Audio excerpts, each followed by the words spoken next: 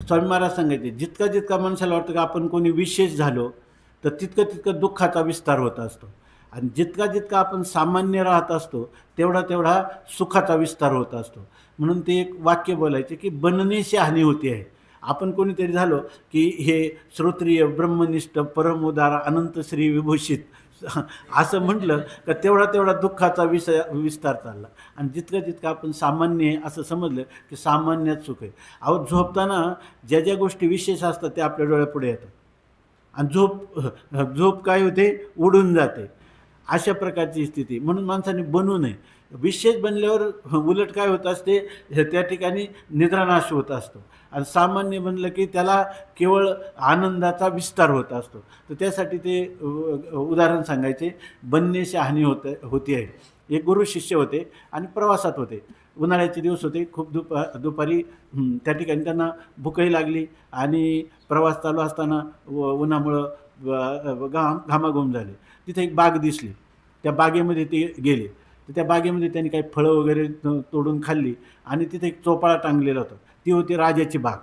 आणि त्या चोपाळ्यावर जाऊन तो शिष्य आणि गुरु बसले त्या ठिकाणी. फळं खाल्ली, चांगलं पाण्याचं हे होतं, ते पाणी पण प्याले. आणि तेवढ्यामध्ये तो जो राखणदार होता बगीच्यातला माळी, तो कुठेतरी बाहेर होता. तो आल्यावर त्यांनी यांना पाहिलं तर हे राजाच्या आसनावर बसलेले. त्यांनी आल्यावर त्या शिष्याला विचारलं, तुम्ही कोण?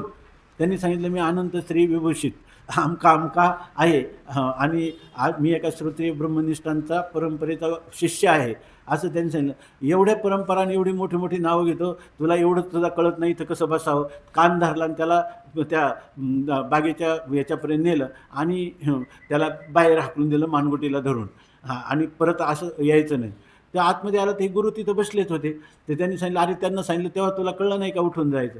तू कोण आहे नेमका? तर ते म्हणणे, मी आपला रस्त्याने चाललेला सामान्य वाट सर्व आहे. भूक लागली होती तर फळं दिसली म्हणून खाली पाणी होतं म्हणून ते घेतलं आणि इथं बसलो. मला काही कल्पना नाही, हे राजाची बाग, मला क्षमा करा. त्यांनी सांगितलं, तुम्ही साधू दिसता. तुम्ही साधू दिसता, पण तुम्ही माझ्या वडिलांसारखे आहेत. पुन्हा अशा प्रकारचं हे राजाचं काही नियम असतात, तुम्ही येऊ नका आता. आणि त्यांनी तिथून काही फळं तोडून त्यांच्या झोळीमध्ये दिली आणि ते त्यांना सत्कारपूर्वक तिथं पोचवलं त्या दरवाजापर्यंत. नंतर मग ते पुढे गेल्यानंतर त्या शिष्याने विचारलं, अहो आपण दोघे त्या चोपाळ्यावर बसलेलो होतो, त्यांनी मला मात्र मानगुटीला धरून आणि तुम्हाला मात्र त्यांनी आदरातिथ्यपूर्वक तुम्हाला पोच केलं, इथं याचं कारण काय? तर गुरुजी गप्प बसले. काय त्याचं त्यांनी पुन्हा पुन्हा विचारायला सुरुवात केली, नेमकं याचं कारण काय तुम्ही मला सांगा. गुरुजींनी सांगितलं, बनणे शहाणी होती आहे असं.